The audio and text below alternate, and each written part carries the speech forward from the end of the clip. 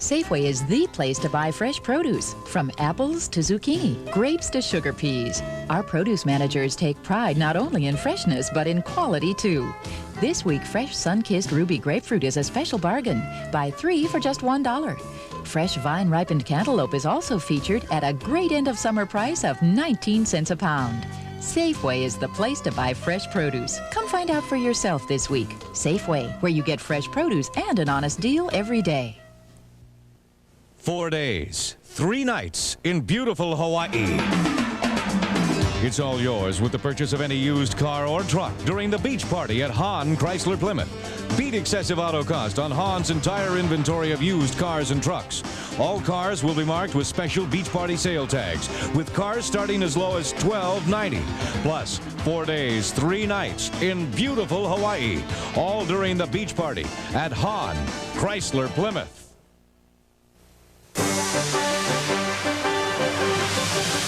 You know it as a powder. You love it as a spot fighter. Cascade.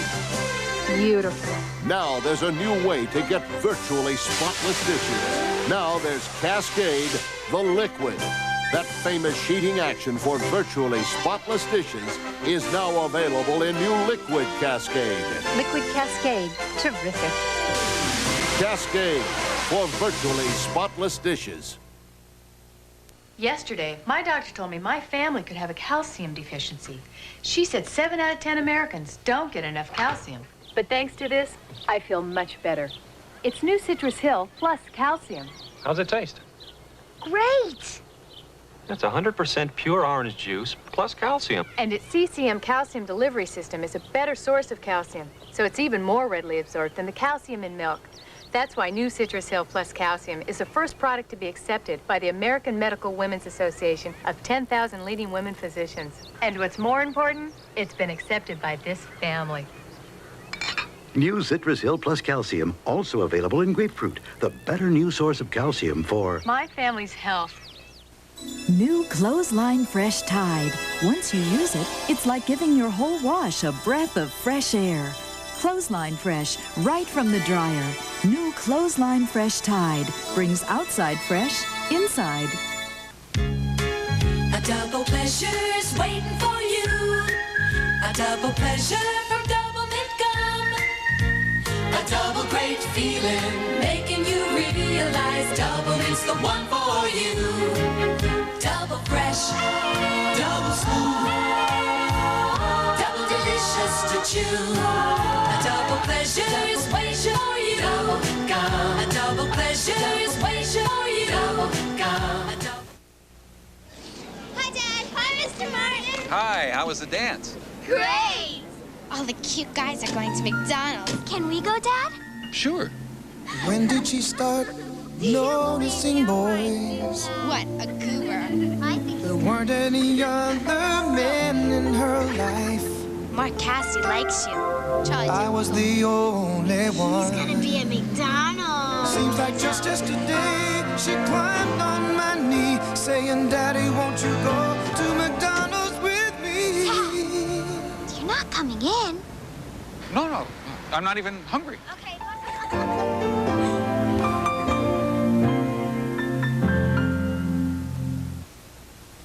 Did you know hair looks fuller if you dry it upside down? For fuller hair, use NutriBody, another salon secret from Germac. Use Germac NutriBody shampoo and conditioner with special bodybuilding proteins for lush, fuller hair.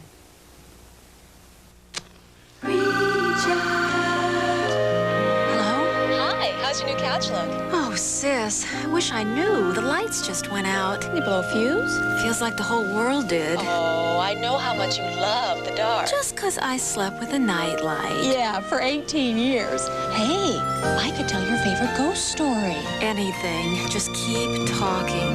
When you reach out, we're there. AT&T. Reach out and touch someone. It's not just that it's ocean spray and that it's good for you. It's that you've never tasted anything like it. The taste of sweet blueberries and the special goodness of tart cranberries. Together at last. Cran blueberry, blueberry cranberry drink from Ocean Spray. Taste it and you're sure to fall in love. Cran blueberry, It's good for you, America. From Ocean Spray.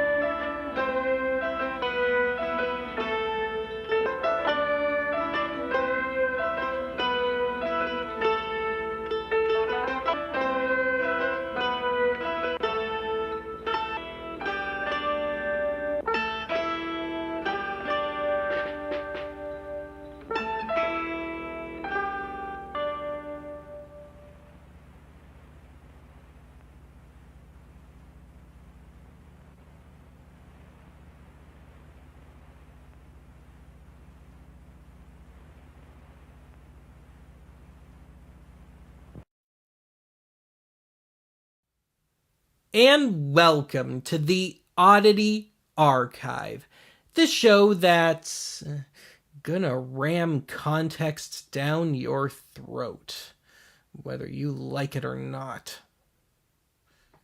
And with that little snarky opening line in mind, I was actually very much on the fence about even making this episode for two reasons. One, it's a little outside of my usual sphere, and two, it's not the sort of thing that's known to garner a whole lot of clicks. Prove me wrong on that one, please. But the tipping point in my going through with this is that the implications of the actions of this one guy on so many facets, especially legal facets of archivedom and not just Oddity Archive, that somebody needs to do it. And I don't think anybody else is ever going to, so here I am. But anyway, today I want to take a look at the dirty life and times of the single most infamous/famous film collector of all time. It's a name I've thrown around on this show before, Raymond Rohauer. So what I'm going to do here is not so much give a biography of the guy, though I will try and hit all the pertinent points, so much as I'm going to deliver a series of anecdotes about him. Anecdotes that I think deserve to be shared. So, with that, let's get to business.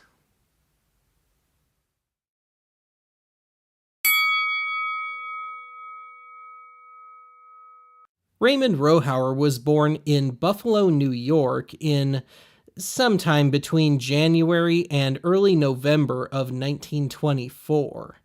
The trail goes cold until 1942, when Rohauer moved to LA and enrolled at the Los Angeles City College.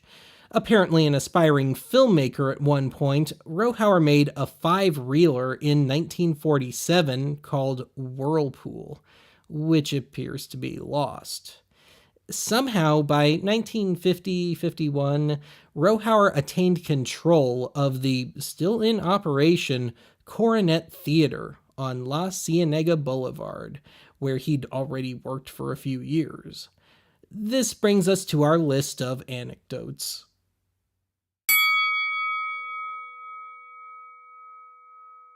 In a way, places like the Coronet Theater were something that was very much needed in the US in the early 50s.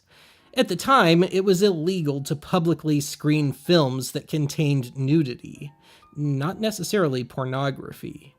However, private film clubs and societies could run such things as it was considered non-commercial. The Coronet was very much considered non-commercial at the time. This distinction allowed Rohauer to run otherwise banned European films, avant-garde films, and the occasional US exploitation films that were never submitted to the MPAA. As such, works ranging from the most prominent European filmmakers to local avant-gardist Kenneth Anger were shown. The latter's film Fireworks, despite the venue's private status, got Rohauer busted by the Los Angeles Vice Squad in 1957. Rohauer's, and as it turned out most of his audience's favorite films, were the classic silents. Rohauer already had a nasty habit of running off personal copies of most, if not all, the films he exhibited, but upon realizing that most of the silent films he'd loaned from the Museum of Modern Art in New York were in the public domain, Rohauer simply started running his, usually very poor, homemade duplicates, complete with the museum's logos and forwards.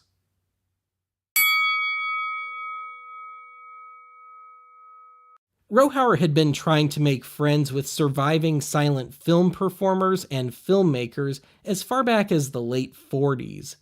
But if Rohauer's own myth-making was true, his favorite actor was Buster Keaton, whose films were almost entirely out of circulation in the early 50s.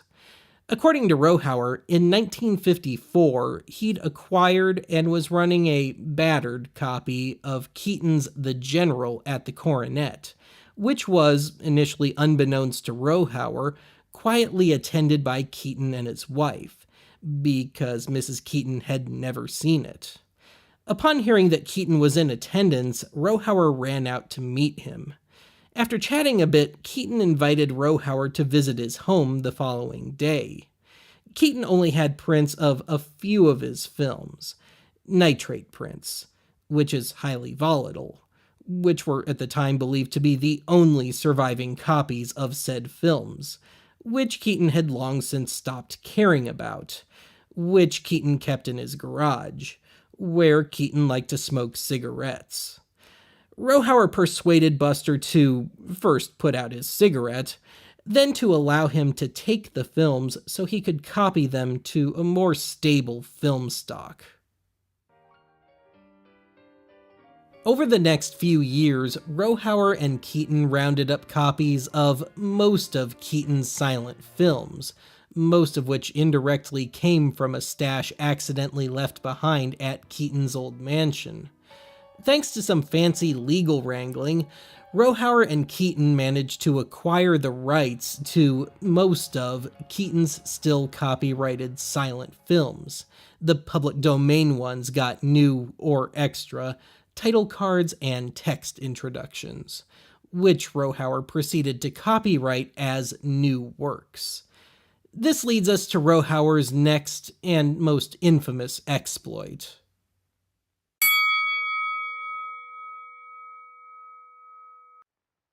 I personally have no issue with film preservationists copyrighting their restorations, assuming a reasonable amount of care went into them. This wasn't exactly Rohauer's style. He liked to make minimal alterations, again like the odd extra title card and/or text introduction, and claim them as new works. Most infamously, one of the few sound films in Rohauer's arsenal, the 1932 horror classic Vampire, added completely pointless text explanations of the implied violence in the movie. In 1970, film preservationist David Shepard skewered Rohauer's habits by giving out, as a Christmas present, intentionally bad 16mm copies of the 1894 test film The Sneeze, aka Fred Ott's Sneeze, allegedly restored by Rohauer. This 5-second test film got dragged out to nearly 2 minutes by adding an increasingly bizarre barrage of title cards. Rohauer was a notoriously litigious man, but amazingly he was, according to Shepard, amused by the parody. Indeed, by the 70s, Rohauer had become so infamous amongst classic film geeks that when his name would appear on screen, they would start booing, which Rohauer seemed to perversely enjoy. Rohauer managed to pull a few films out of the public domain without changing a thing.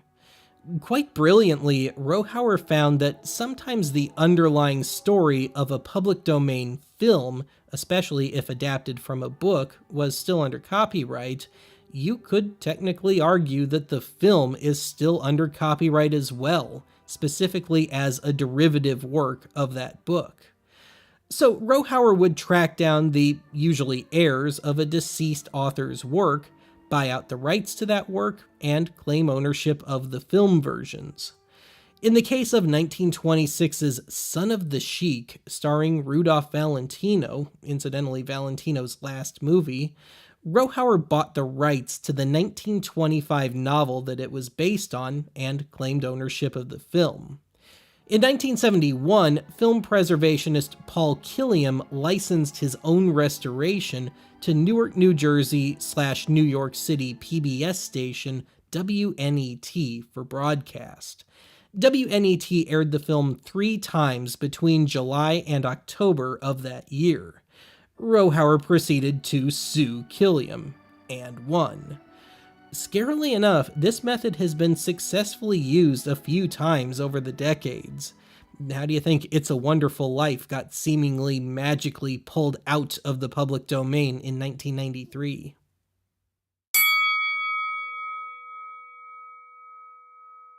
In 1952, Charlie Chaplin had been under investigation by the House Un-American Activities Committee.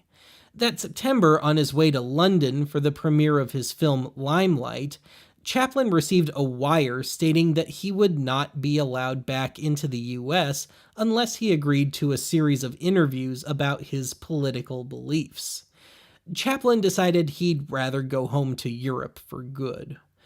In the mad rush to get his belongings sent to Chaplin's new home in Switzerland, some items fell through the cracks, such as a major stash of Chaplin's outtakes and daily rushes. At the time, Chaplin's wife ordered that these films be destroyed. They weren't. Someone with access to this stash, which incidentally was held in a bomb shelter, contacted Rohauer, who proceeded to sell Rohauer some 200 metal drums full of films at $1 a pound. 2 noteworthy things came from this. One, Rohauer claimed he was able to construct a near-perfect copy of The Gold Rush out of outtakes, a claim that has since been debunked. It's just the regular film.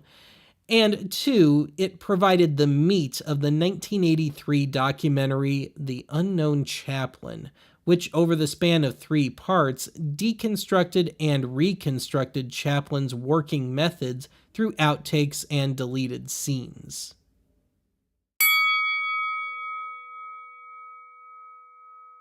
Okay, 2 more short Rohauer stories. This first one comes from the merger of the same story told by film preservationists William K. Everson and Kevin Brownlow. In 1959, Rohauer was in hot water with MGM, probably over a film that they owned, but Rohauer was claiming ownership of. Nonetheless, in the name of easing things over with MGM, Rohauer notified MGM that William Everson was going to show a print of MGM's 1925 version of Ben-Hur, which was still under copyright, without clearance. MGM had just remade Ben-Hur, and Everson wanted to show his print of the original to his film club for compare and contrast reasons. FBI agents attended the screening and, after the show, seized the print. For whatever reason, MGM and the FBI soon dropped the matter, but only after silent film star and at one point MGM's biggest star, Lillian Gish, intervened. Nonetheless, according to Everson, Rohauer spent the next few years boasting that he had gotten the British-born Everson deported back to England. No such thing ever happened. Our final story concerns the still occasionally controversial 1915 epic, The Birth of a Nation. Once established, Rohauer developed a habit of buying out large amounts of footage and stories, sometimes still copyrighted, sometimes not. Among Rohauer's copyrighted purchases were the holdings of the Epic Producing Corporation, which contained the rights to author Thomas Dixon's The Klansman, which was the loose basis for Birth of a Nation. Because Griffith made some kind of financial deal with Epic at the time, presumably to avoid any potential lawsuits, Epic believed that it owned the rights to Birth of a Nation, even renewing its copyright in 1942. In the late 50s, film preservationist Paul Killiam bought out D.W. Griffith's works and proceeded to reissue Griffith's films. Shock of shocks, Rohauer proceeded to sue Killiam, using Epic's copyright renewal as the basis for his case. In a rare backfire against Rohauer, in 1976, it was ruled that Birth of a Nation was too different from Thomas Dixon's book, and that Epic's attempt at copyright renewal was invalid. Only D.W. Griffith himself could have legally renewed the copyright, which he didn't. Didn't stop Rohauer from dragging out the legal proceedings until 1979, though. Did I mention this dispute had been going on since 1964? Oh yeah, and once again, actress Lillian Gish, who actually ostensibly starred in this movie, wound up stepping in to help stop Rohauer, testifying against him in court.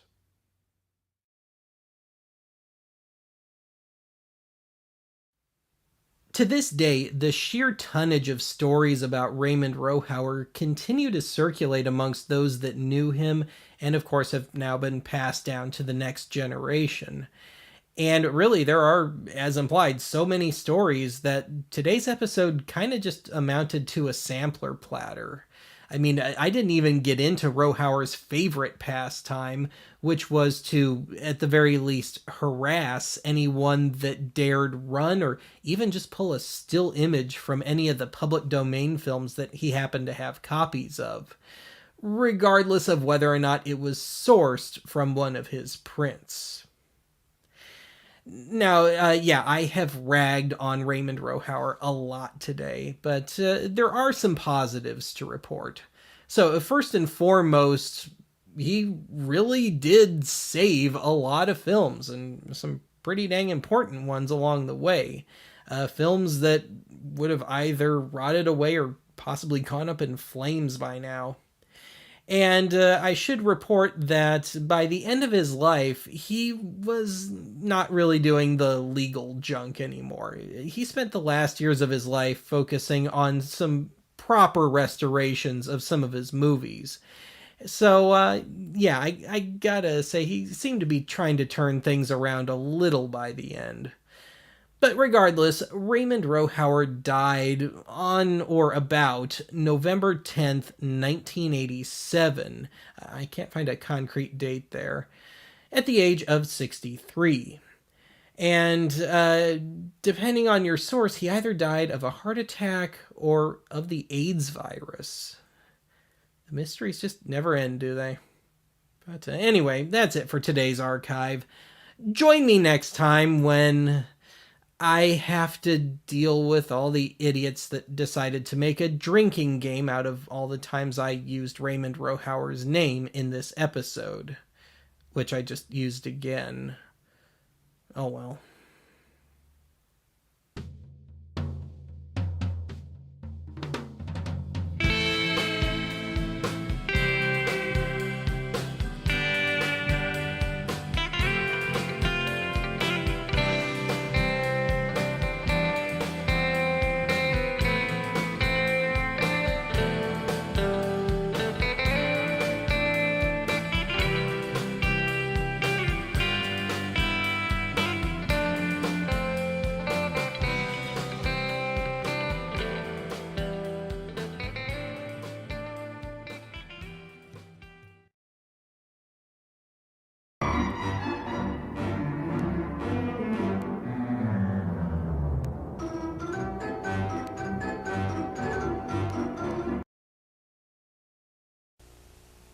When the sun goes down, gonna light up the night. Silver label, red ribbon, a taste that's right. Gonna light up the night. Low light. Gonna light up the night. Wait for it. Light up the night. Wait for it. Light up the night.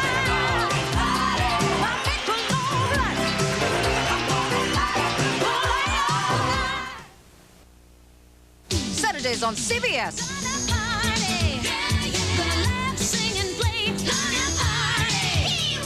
Every Saturday, gonna party.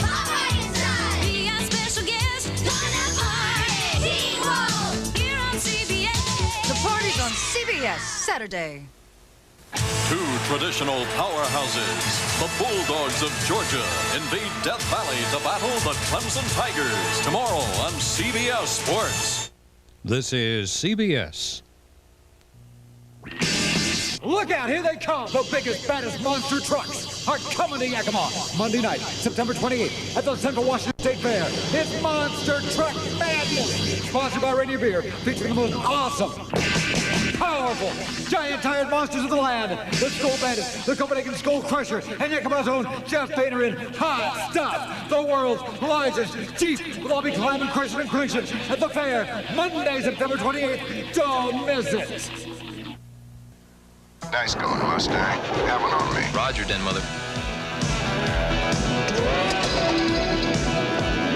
Great. Trouble with your refreshment system? Negative.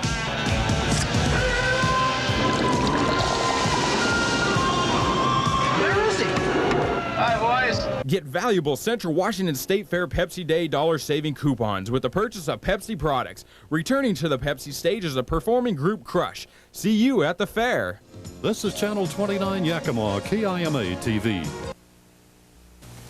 Weekends, late nights, round the clock. Working harder every day. We've got to make some time for us. Yes, it's time to get away. Isn't it time you got away with someone special? With American Airlines Super Savers, now's a special time to go. We're American Airlines, something special in the air. When the clock strikes 6:30, babe, time to head for golden lights. It's a good time for a great taste dinner at McDonald's. It's Mac tonight. Come on, make it Mac tonight. Sir, would you choose hamburger A, a Wendy's hamburger, which is always served fresh, or hamburger B, which is pre-made and sits around? B. But B wasn't just made. Neither was the Mona Lisa. Picasso painted that 400 years ago, and now it's worth 20 mil. Da Vinci painted the Mona Lisa. He did that. Wouldn't you choose the fresh hamburger? Choose Wendy's. Flip for the crisp of Crispix. Kellogg's Crispix. The crisp that'll make you flip. Ooh. Corn on this side, rice on the flip side, so crisp. You're gonna flip for the crisp of Crispix. If you love the way corn crumbles and the way rice really rumbles, you'll see why the crispy taste is gonna make you fly. When you flip, flip, flip, flip, flip. For the crisp of Crispix. Uh-huh. Stafford at the JCPenney Fall Wardrobe Sale. Hi. Know any handsome, well-dressed men who'd like to join me for dinner? Just you, me, my boss, and my boss's wife, Gigi. Help. From suits to accessories, this Stafford collection works all day. Blazers $79.99, dress shirts 2 for $25. Just part of the Fall Wardrobe Sale. Pretty please. I'll watch football all weekend. JCPenney.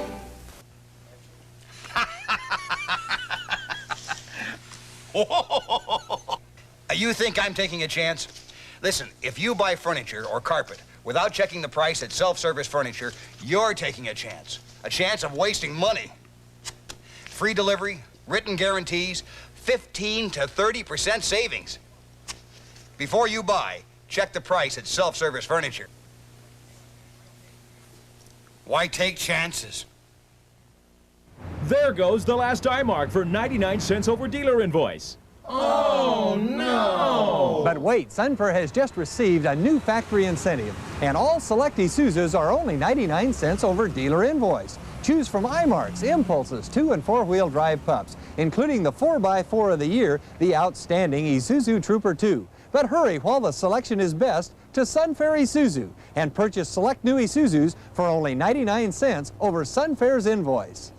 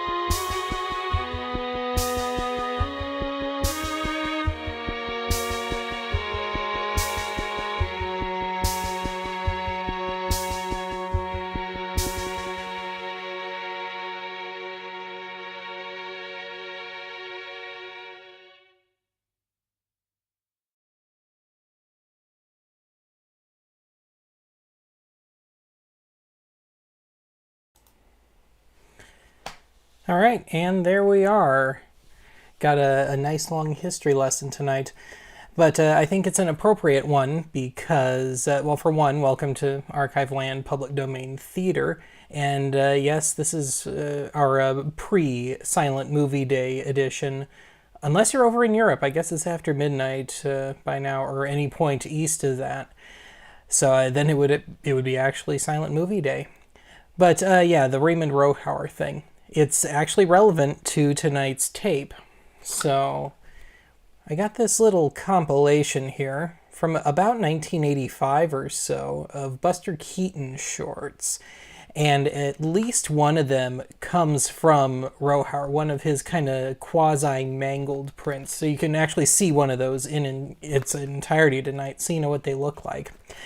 But I've been kind of looking forward to showing this one because this is one of those fairly rare silent movie public domain tapes that has not only an original score, but a pretty decent one. Not a great one, but just a good old-fashioned kind of old-timey piano score. And the quality is adequate. I mean, it is mid-80s VHS, but it's run at a decent enough frame rate and all. It's not like the video yesteryear stuff that I've done in the past where I've had to actually transfer it ahead of time and then play it back 25% fast because they were hell-bent on 18 frames a second, whether that was correct for the film or not. But anyway, I'll discuss each short as it comes here. So anyway, yes, all Buster Keaton tonight, and we're going to kick things off with The Boat.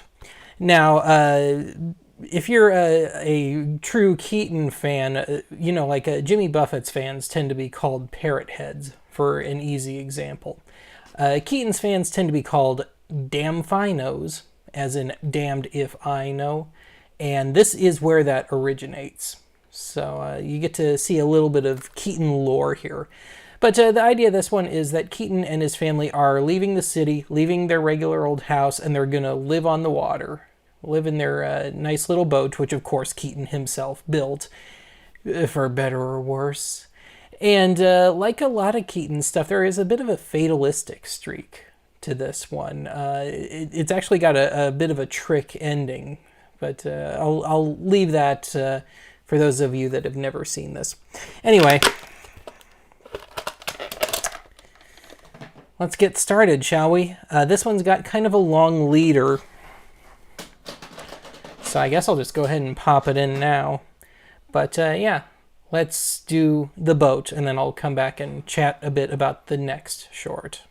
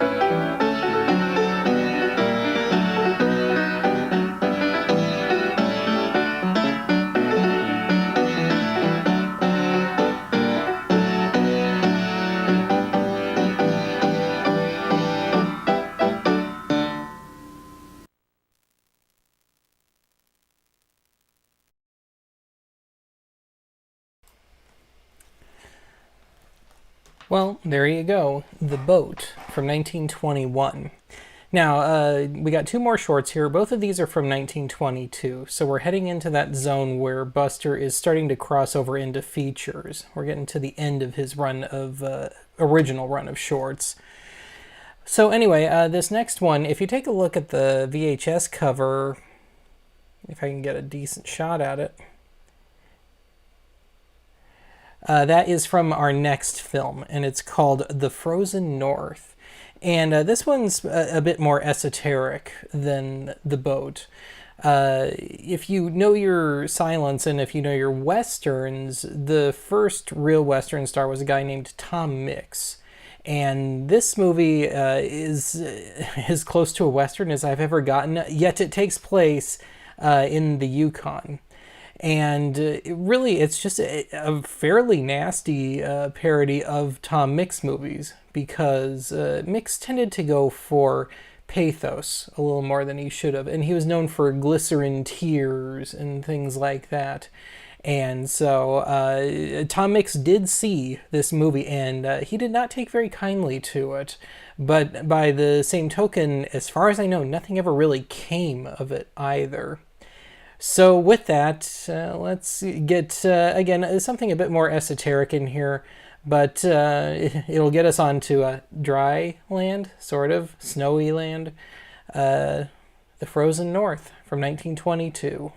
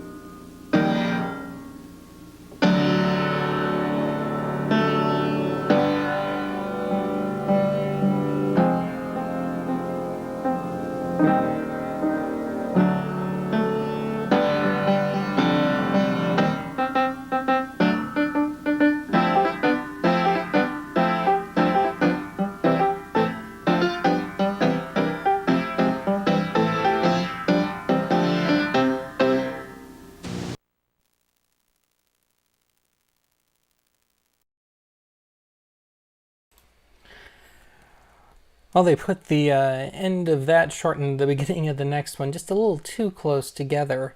So yes, the next / final short here is called The Electric House. And it's one of my personal favorites, but I think that's because I kind of like it when Buster gets mechanical. So the overriding gag to this one is that Buster is a botanist who is accidentally given a diploma for an electrician, and the would-be electrician gets the botanist's thing, and I don't know, a really bad trade school, I guess. And of course, what happens? Buster gets hired to wire some millionaire's home, and really this whole short is just an excuse for Buster to make a bunch of really silly, kind of Rube Goldberg devices. So, yeah, this is probably the silliest one of the bunch, but like I said, if you enjoy Keaton's more mechanical side, I think you'll like this one. So with that, from 1922, The Electric.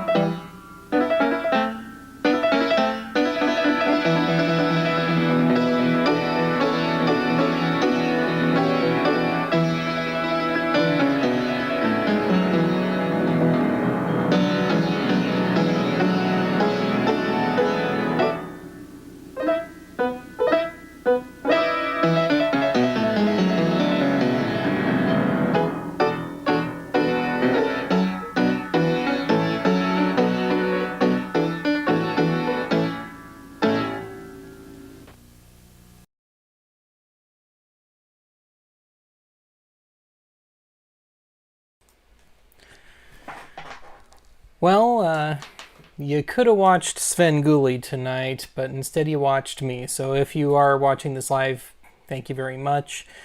And that is, I guess, going to do it for this one. Now, I mentioned earlier that tomorrow, September 29th, is proper Silent Movie Day. And I just finished that episode at 4:30 this afternoon. It is up for Patreon right now. I'll make it public, I guess probably tomorrow afternoon, just to give the Patreon folks a fair crack at it.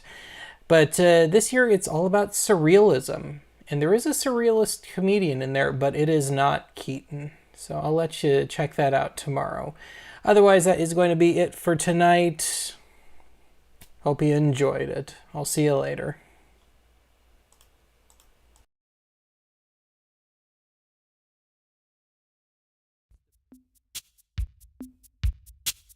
This is station KLAK, Channel 31, Archiveland, concluding another day of broadcasting.